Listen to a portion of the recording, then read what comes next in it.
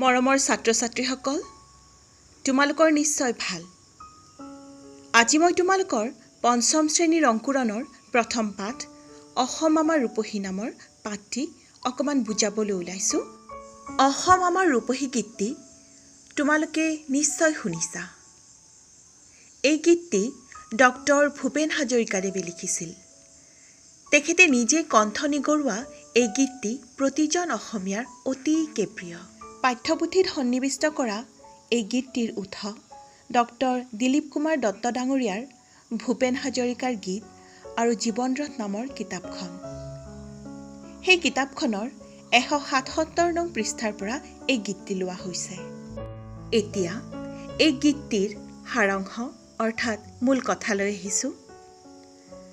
প্ৰথিতযশা কবি, গীতিকাৰ, গায়ক ডক্টৰ ভূপেন হাজৰিকাদেৱে অসম আমাৰ ৰূপহী নামৰ এই গীতটিত নিজ মাতৃভূমি অসমৰ গুণ আৰু সৌন্দৰ্যৰ বৰ্ণনা কৰিছে। অসম আমাৰ ৰূপহী, গুণৰো নাই শেষ, ভাৰতৰে পূৰ্ব দিশৰ সূৰ্য উঠা দেশ। গোটেই জীৱন বিচাৰিলেও অলেখ দিৱস ৰাতি, অসম দেশৰ দৰে নেপাওঁ ইমান ৰসাল মাটি।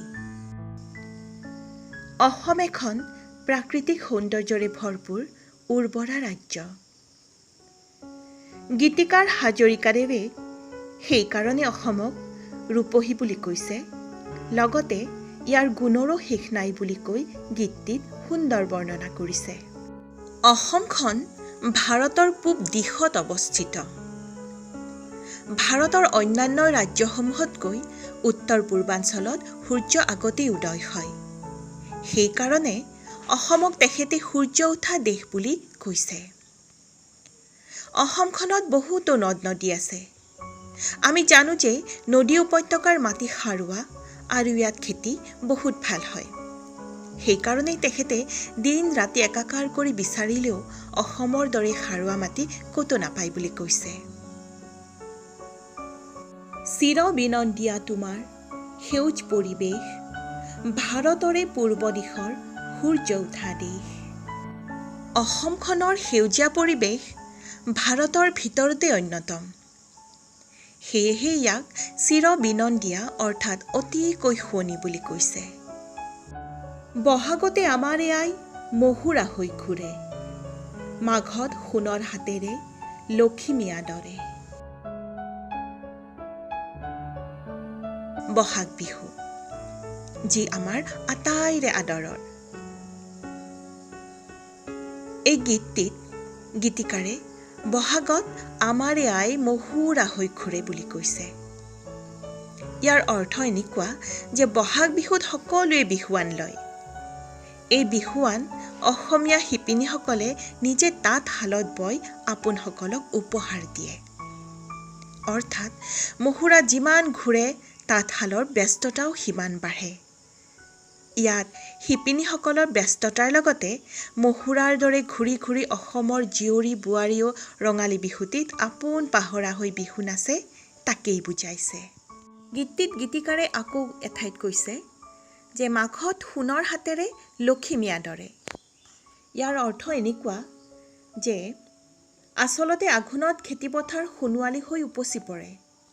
সোণোৱালী পকা ধান চপোৱাৰ বতৰত অসমীয়াই লখিমীক অৰ্থাৎ ধান চাকি বন্তি জ্বলাই ঘৰলৈ আদৰি আনে। অনুষ্টুপীয়াকৈ পতা এই উৎসৱক ধানৰ আগনা উৎসৱ বুলি কোৱা হয়। পথাৰৰ পকা ধান চপাই মৰণা মাৰি যতনাই ভঁৰালত থৈ মাঘ মাহত আটাইয়ে মিলি মেজিৰ তলত এসাঁজ লগ ভাত খায়। আৰু এয়াই হ'ল মাঘ বিহু। শৰৎ নিশাই তৰাৰে সজাই আইৰে কেশ, ভাৰতৰে পূৰ্ব দিশৰ সূৰ্য উঠা দেশ। শৰৎ আমাৰ অতি আদৰৰ ঋতু। শৰৎকালত আকাশখন ফৰকাল হৈ থাকে। ফৰকাল আকাশত তৰাবোৰে জিকিমিকি কৰি থাকে।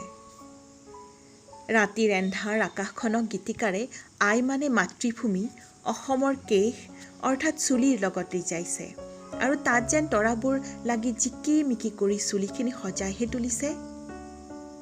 এইদৰে তেখেতে কল্পনা কৰিছে। পাহাৰ ভৈয়াম একে কৰা ৰামধেনুৰেই দৰে তোমাৰ ভাষাৰ মৰমবোৰে মিলন সেতু গঢ়ে। আমাৰ অসমখনত পাহাৰে ভৈয়ামে বহুতো জাতি জনজাতিৰ লোক বসবাস কৰি আছে। প্ৰতিটো জাতি জনজাতিৰ ভাষা সংস্কৃতি ভিন্ন। তথাপি সকলো জাতি জনজাতিৰ লোক লগ লাগি বৃহত্তৰ অসমীয়া জাতিটো গঢ় লৈ উঠিছে। সেয়ে ৰামধেনুৰ ৭টি ৰং লগ লাগি যিদৰে সুন্দৰ ৰামধেনুখন আকাশত আমি দেখিবলৈ পাওঁ, ঠিক তেনেদৰে এই জাতি জনজাতিসমূহৰ মিলাপ্ৰীতিৰে বাস কৰা অসমখন এখন ৭ৰঙী ৰামধেনুৰ দৰেই ধুনীয়া বুলি তেখেতে কৈছে।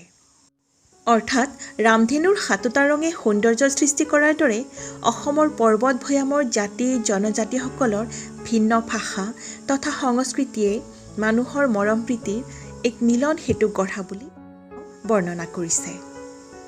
লৌহিত তৰে বহল পাৰক প্ৰণিপাত কৰোঁ, জন্ম ললো ইয়াতে যেন মৰো। পাম ক'ত এনে মধুৰ ৰূপৰ সমাৱেশ, ভাৰতৰে পূৰ্ব দিশৰ সূৰ্য উঠা দেশ। অসমৰ সোঁমাজেৰে বৈ যোৱা বিশাল লুইতখনেই অসমৰ অস্তিত্ব বুলিব পাৰি।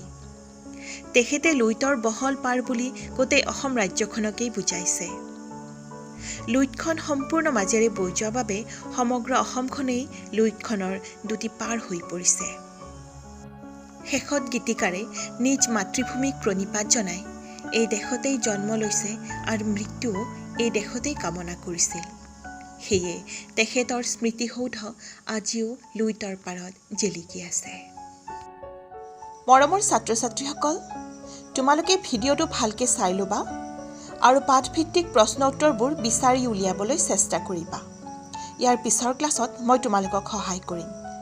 আজিলৈ এৰিছোঁ হা, বাই বাই।